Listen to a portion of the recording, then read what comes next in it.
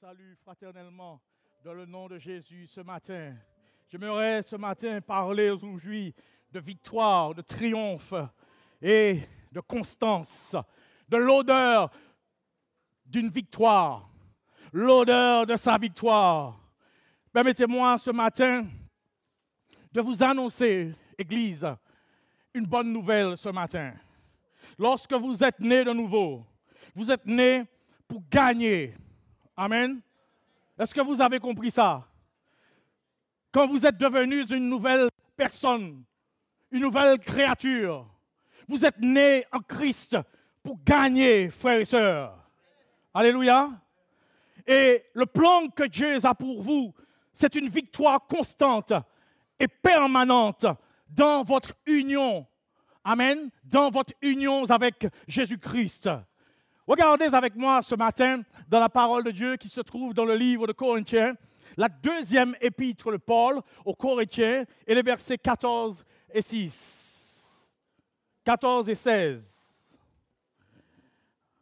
2 Corinthiens, la deuxième épître de Paul à l'église de Corinthe.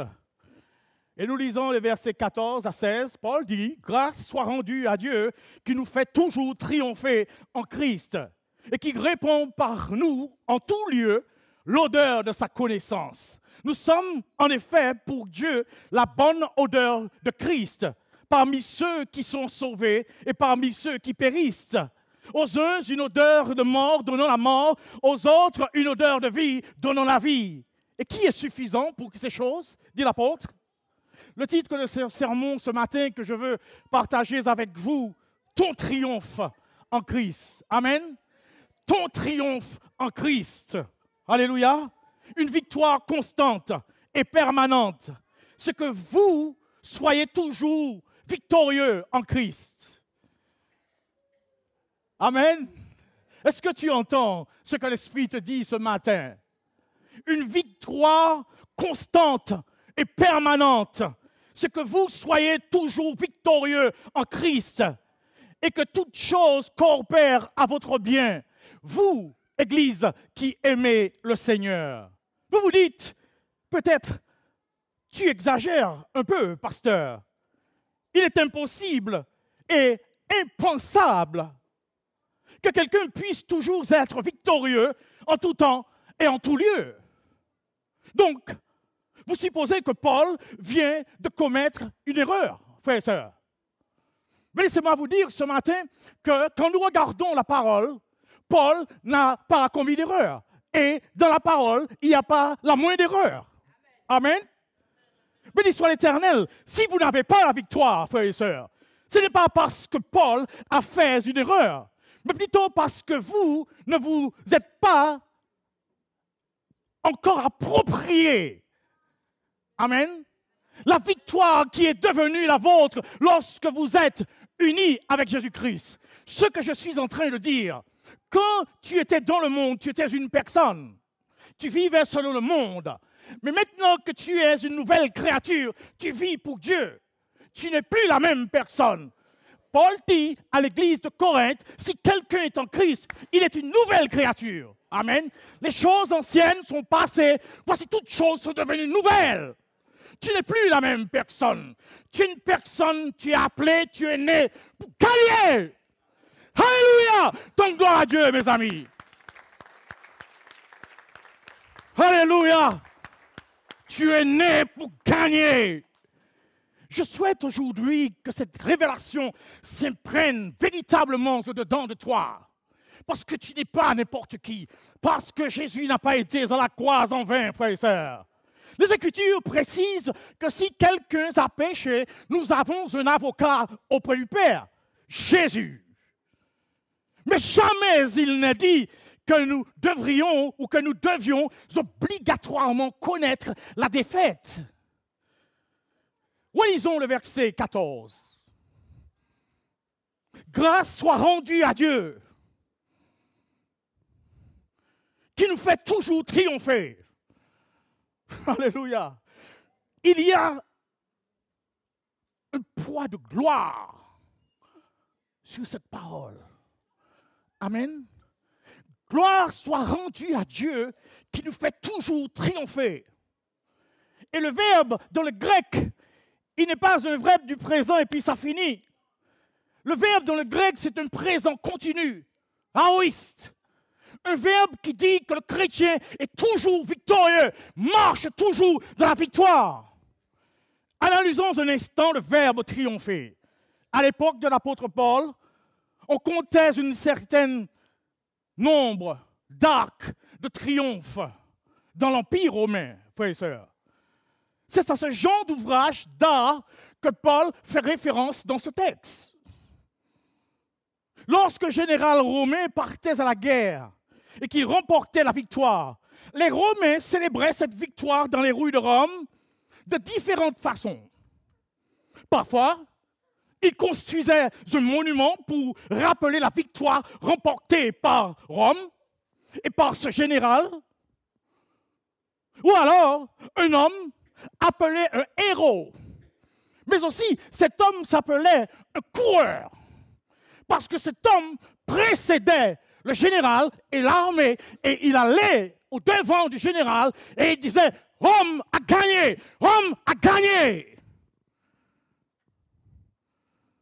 Parfois, il construisait un monument pour rappeler la victoire remportée par ce général.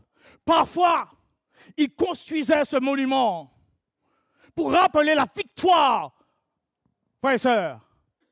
Ou alors, cet homme appelé un héros, comme je vous ai dit, il précédait. Rome a remporté la victoire. Est-ce que vous savez, frères et sœurs, que le mot héros dont nous venons de parler, frères et sœurs, signifie aussi en grec prédicateur de l'évangile? Alors, ma question pour toi ce matin, savez-vous qu'est-ce qu'un prédicateur de l'évangile? Un prédicateur, c'est quelqu'un qui se tient devant vous et qui annonce l'évangile, qui dit Jésus a remporté la victoire, Jésus est victorieux, Jésus a gagné la mort. Nous avons entendu dans une prophétie ce matin, pendant que nous étions à l'écoute de l'Esprit, je vivrai et je ne mourrai pas. Amen. Donc, il est cette personne qui annonce que Jésus est victorieux. Nous avons la victoire. Et la prédication consiste simplement à annoncer la victoire de Jésus-Christ, frères et sœurs. La victoire qu'il a remportée. Nous sommes du côté du vainqueur. Jésus a vaincu l'ennemi de notre âme. Je referme cette parenthèse auquel il est parlé de ce héros. Alors, lorsque le héros arrivait à Rome et qu'il annonçait la victoire, on préparait alors une grande fête, frères et sœurs. On disait, Rome a gagné. On installait des guirlandes, on décorait la ville avec des fleurs et on construisait des monuments. Les gens faisaient la queue dans les rues et se préparaient pour assister à la fête. Parfois, des fois, ils allaient dans des grandes arènes. C'était une espèce de grande fête auquel que toute la ville de Rome était invitée. Les prêtres prenaient de grands bols d'encens et brûlaient en signe de victoire et toute la ville pouvait respirer l'odeur de cette victoire. Ensuite, le général faisait son grand retour à Rome, debout sur un char, tiré par un magnifique cheval blanc. L'histoire dit que son char était entièrement en or, frères et sœurs. Il y avait pour les Romains, à cette occasion de victoire, à cette occasion de parade, un moment de gloire, frères et sœurs. Quand au général qui avait subi la défaite, il ne le tuait pas tout de suite. Il le gardait vivant pour l'exhiber. Il l'entraînait au char du général victorieux pour ensuite le traîner dans la poussière et le donner un spectacle dépouillé de son bel uniforme, de ses médailles et de son humanité. Ils humiliaient l'autre général qui avait perdu le combat. Les gens applaudissaient et proclamaient haut et fort la victoire du général parce que Rome était sorti vainqueur du combat. Laisse-moi te dire ce matin, Église, Rome sortira vainqueur pendant un certain temps, mais elle finira par subir la défaite un jour. L'apôtre Paul dit dans le verset 24, « Gloire soit rendue à Dieu qui nous fait toujours triompher. » Il y a une autre version qui dit que Dieu soit remercié qui nous fait toujours triompher. Ne pense pas que quand toi tu es découragé, cela ne vient pas de Dieu, cela vient du diable. Mais pense que Dieu te donne toujours la victoire en Christ. Amen. Toujours la victoire. Que Dieu soit remercié qui nous fait toujours triompher. Aujourd'hui, est-ce que vous savez qui est celui qui est enchaîné aux roues du char de Jésus? Frères et sœurs, il est dépouillé, couvert de honte et humilié. C'est Satan, le diable. Il est humilié. Il ne veut pas que, écoute, Église, que vous sachiez. Il ne veut pas ça. Il ne veut pas que vous sachiez qu'il a perdu le combat. Il ne veut pas que vous sachiez.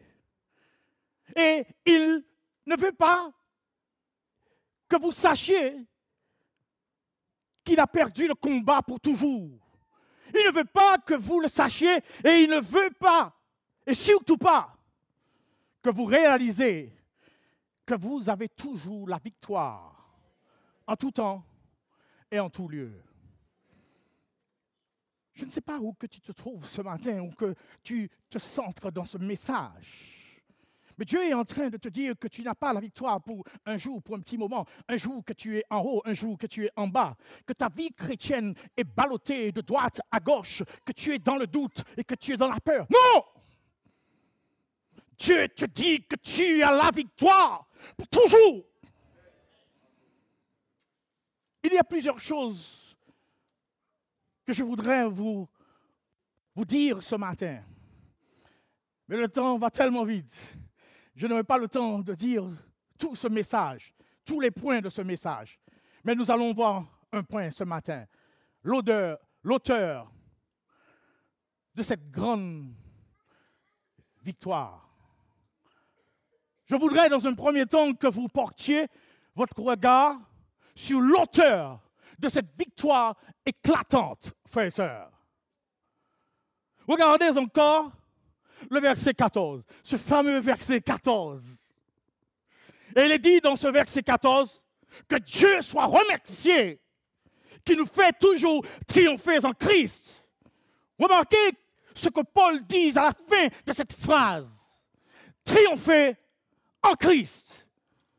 Amen. Votre victoire est en Christ. Quelqu'un dit un jour à un homme qui était chrétien, « Oh, si j'ai bien compris, vous avez la victoire sur le diable. » Il répondit, « Non, la victoire, j'ai la victoire sur le diable uniquement en étant unis à Jésus-Christ. Voilà où se trouve votre victoire en Christ, qui a dompté le malin, qui a dompté le diable. » Oui, ce sont des choses que vous savez. Ce sont des choses que vous connaissez. Mais laissez-moi vous dire ce matin, frères et sœurs, mais est-ce que vous vous êtes approprié de cette victoire? Nous sommes chrétiens, oui. Nous sommes des enfants de Dieu, oui. Nous louerons le Seigneur. Mais laisse-moi te dire que la vie chrétienne est une vie d'appropriation. Je vais m'approprier de la victoire de Jésus. Je vais m'approprier de la victoire de celui qui a remporté la victoire pour moi il y a plus de 2000 ans. Amen. Alléluia. Oui, c'est une question de victoire.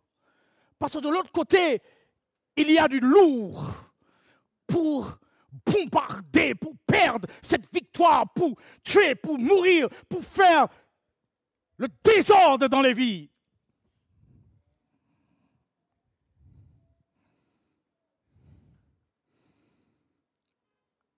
Quand nous lisons, frères et sœurs, dans l'épître de Paul aux Colossiens, ce livre qui parle de la Christologie, de la doctrine de Christ, parce que on a cherché par toutes sortes de choses à renverser les Écritures. Mais Paul dit quelque chose dans Colossiens au chapitre 2, au verset 13. Paul parle ici de la même chose que nous avons lu dans 2 Corinthiens au chapitre 2 à partir du verset 14. Il parle de victoire. Et il rappelle que Jésus est le général qui a remporté la victoire pour l'Église. Est-ce que tu es là avec moi ce matin? Amen. Retenez bien ceci, Église. Lorsque général romain avait vaincu l'adversaire, Rome, et tous les Romains avaient aussi gagné le combat. Lorsque Jésus a vaincu l'adversaire, vous aussi avez gagné. C'est pour cela que la victoire du Christ, ça a l'air simple, mais ça a tout son poids et tout son sens et toute sa force et toute sa puissance. La victoire de Jésus est votre victoire. Laisse-moi te dire ce matin, voici comment Paul décrit cette victoire dans le verset 13 du livre de Colossiens au chapitre 2. Vous, il parle dans le texte de vous et de moi. Il parle dans le texte parce qu'il adresse la lettre à l'église de Colosse. Paul n'a jamais été à Colosse. Mais il écrit et il adresse la lettre aux chrétiens de Colosse. Et c'est pour cela qu'il dit vous. Amen. Il adresse la lettre. Vous qui étiez morts par vos offenses et par l'incirconcision de votre chair, il vous a rendu à la vie. Eh oh! Quel poids de gloire sur cette parole. Il vous a rendu à la vie. Que Dieu dépose cette parole au plus profond de vous-même. Amen. Qu'il dépose. Il vous a rendu à la vie. Cela signifie que nous étions morts. Nous étions spirituellement morts à cause de nos péchés. Il nous a rendus à la vie avec lui. La première chose dont le Seigneur Jésus-Christ nous a délivrés, c'est de la mort. Est-ce que vous comprenez cela? Cela est très important. Jésus a délivré de la mort. Vous êtes délivrés de la mort. Il est écrit que Jésus est venu sur la terre afin de pouvoir détruire celui qui avait le pouvoir de la mort. Et celui qui avait le pouvoir sur la mort, c'est le malin. Hébreux chapitre 12, verset 14 dit « Ainsi, par sa mort, il a anéanti celui qui avait la puissance de la mort, c'est-à-dire le diable. » Il ne faut surtout pas penser, frères et sœurs, que lorsque vous étiez perdus dans vos péchés, vous étiez juste malade et que vous aviez besoin de retrouver la santé. Non. Lorsque vous étiez perdus dans vos péchés, vous étiez morts spirituellement. Voilà pourquoi qu'il y a encore des personnes qui sont mortes. Un prophète haïtien dit, ou qu'à naître mort, ou qu'à vivre mort, ou qu'à mort. Mais il y a une grande vérité spirituelle derrière cette parole, n'est-ce pas? Parce que quand tu deviens une nouvelle créature, quand tu deviens un autre homme, une autre femme, tu es passé du royaume des ténèbres au royaume de la lumière. La mort n'est plus sous toi. Alléluia! Tu gagnes le combat. Tu es un vainqueur. Tu marches sur la terre. Tu représentes Christ sur la terre en qualité de gloire, en qualité de victoire. Donne gloire à Dieu. Donne gloire à Dieu. Donne gloire à Dieu. Donne gloire à Dieu. Donne gloire à Dieu. Donne gloire à Dieu. Alléluia! Donne gloire à Dieu.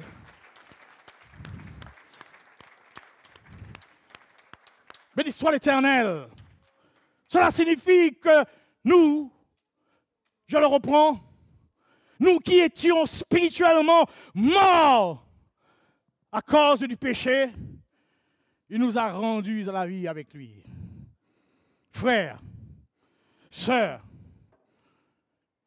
lorsque vous étiez perdus dans vos péchés, cela est grave.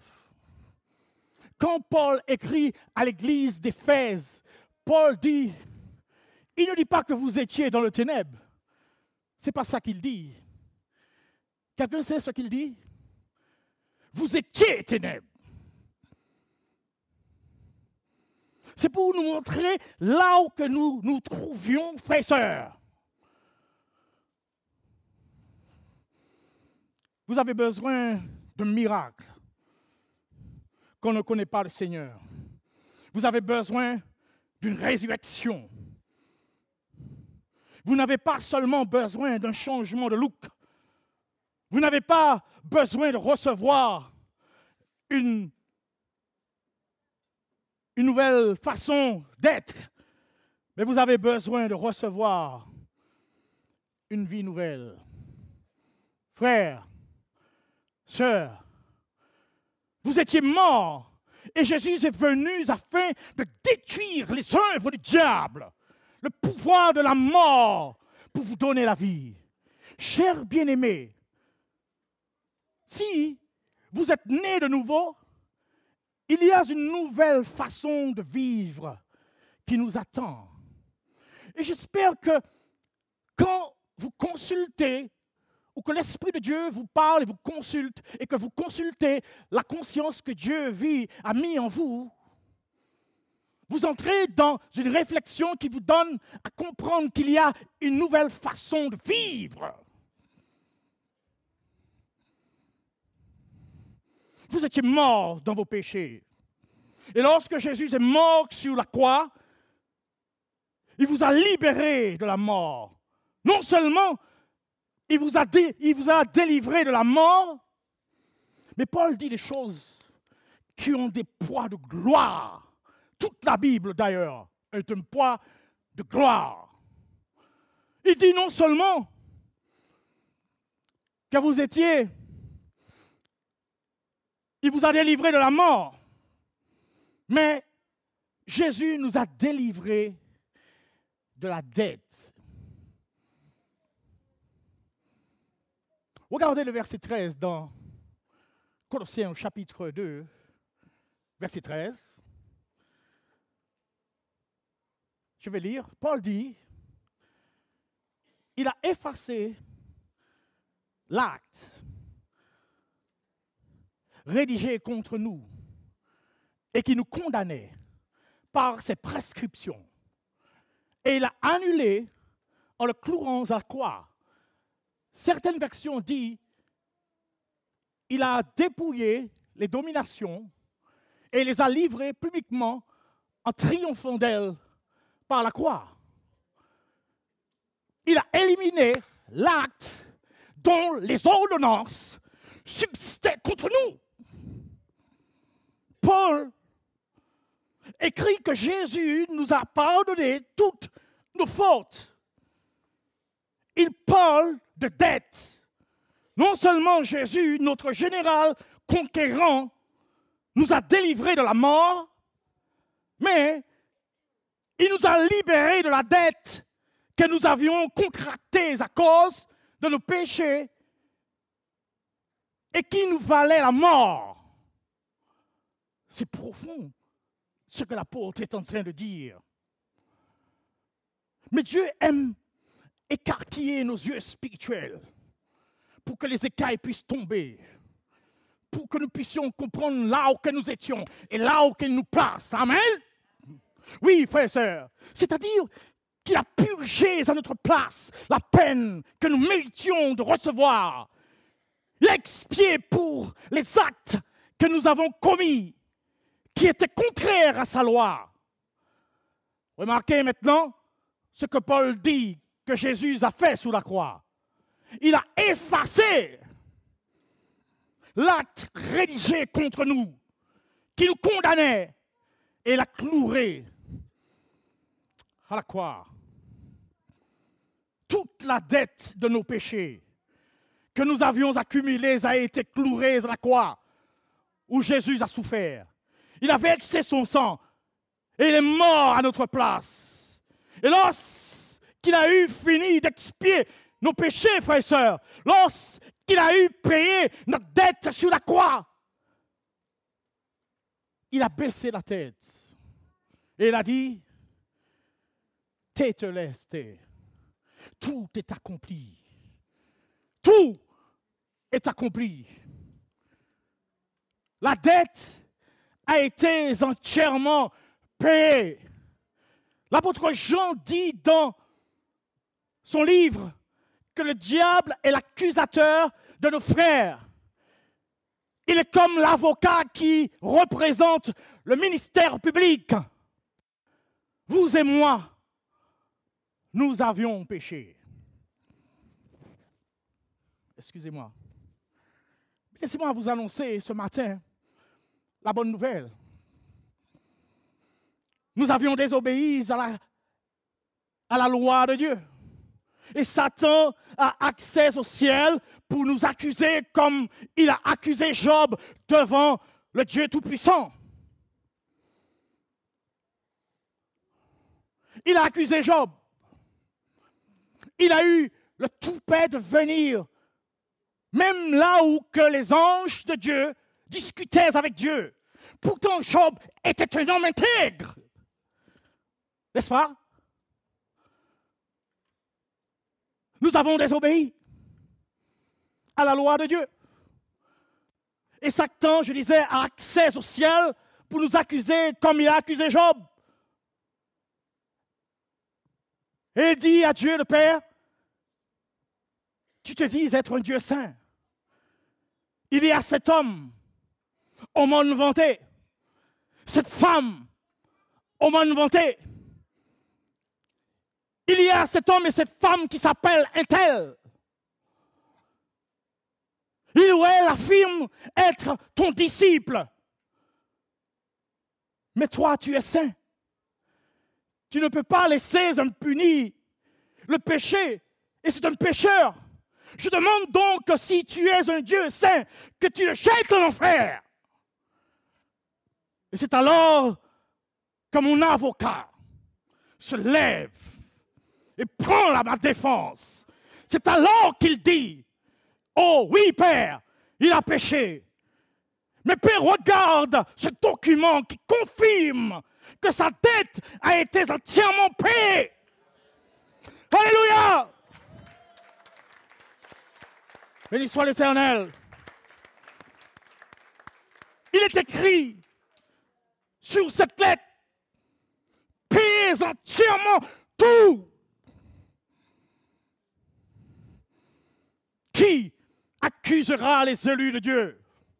Qui les condamnera? Serait-ce la mort, l'épée, le péril? Le célèbre apôtre de Dieu dit, ô mort, où est ta victoire? Où est ton aiguillon? L'aiguillon de la mort, c'est le péché. Mais Paul s'écrit une doxologie, un cri de triomphe. Il porte une louange jusqu'au trône. Gloire soit rendue à Dieu, qui nous fait toujours triompher. Gloire à Dieu. Jésus est toujours vivant pour intercéder en notre faveur. Laisse-moi te dire ce que la parole sainte dit, Église. C'est aussi pour cela qu'il peut sauver parfaitement ceux qui s'approchent de Dieu par lui, étant toujours vivant pour intercéder en leur faveur. La mission de Jésus, il n'est pas là, il est assis sur le trône et il ne fait rien. Chaque fois, le diable lève le talon contre toi. Dis-toi que celui qui est assis sur le trône, ton avocat de la défense, combat pour toi. Chaque fois que tu es bombardé par les puissances, par les autorités diaboliques, sataniques, par toutes les œuvres, les conspirations du diable, dis-toi que Jésus intercède pour toi. Il est ton avocat de la défense. Alléluia! Frère, sœur, si quelqu'un a péché, nous avons un avocat auprès du Père, Jésus-Christ, le juste. Alors, le diable dit, je ne vais pas perdre mon temps ici au ciel. Je vais descendre et tourmenter cette personne. Il va me réveiller au bon milieu de la nuit, ou juste avant que je sois prêt pour prêcher, comme il a fait ces derniers temps. Peut-être qu'il a fait aussi pour vous. Ou à d'autres moments de la journée. Regarde-moi, pauvre misérable, dit-il. Quels droits as-tu avec tous tes échecs et toutes tes fautes? Et te tenir devant ces gens et proclamer l'évangile de Dieu. Tu sais ce que tu as fait et tu es condamné. Je peux alors, Église, montrer ce document qui est estampillé, sur lequel il est écrit la dette est entièrement payée, écrit avec le sang de Jésus, et le brandir dans sa figure et dire, lis ce document. Il a été libéré de sa dette et tout est payé pour lui. Laisse-moi te dire ce matin, Église, est-ce que vous saisissez l'importance de ce que Jésus a fait pour vous à la croix? Comme dit le pasteur, le révérend David, c'est du lourd. Personne n'aurait pu faire ça pour vous. Jésus seulement. Rappelle-toi que celui qui a payé ta dette, il est assis sur le trône. Il intercède pour toi. Il veille et il est le gardien, le berger suprême qui veille sur ton âme. Frère, il prit l'acte rédigé contre nous, qui nous condamnait par ses prescriptions, et l'a cloué à la croix. Il est passé par la prison de l'humanité en disant, je vais prendre sa liste de péchés, notre acte de condamnation. Je vais prendre la tienne, la sienne, puis celle-ci, puis cela, puis celle-ci encore. Et ainsi de suite. Je vais prendre toutes les listes sans exception, y compris les plus répugnants, les plus sales, ainsi que les choses les plus méchantes que vous avez faites. Je vais prendre la liste des homosexuels. Je vais prendre la liste de ceux qu'on a rejetés, qu'on a condamnés, qu'on a envoyé des paroles de malédiction, on les a bombardés. Je vais prendre ces listes-là. Je vais payer sa dette. Alléluia! Je vais payer sa dette. Frère, laisse-moi te dire ce matin, il a pris acte. Il a pris cet acte. Il a rédigé contre nous, qui nous condamnait par ses prescriptions. Il a cloué à la croix. Et au moment même où il rendait l'âme, il a dit, tout est accompli. Tout est payé. Chers amis, chers frères, ça, c'est la bonne nouvelle de Jésus-Christ. Mets-toi debout ce matin.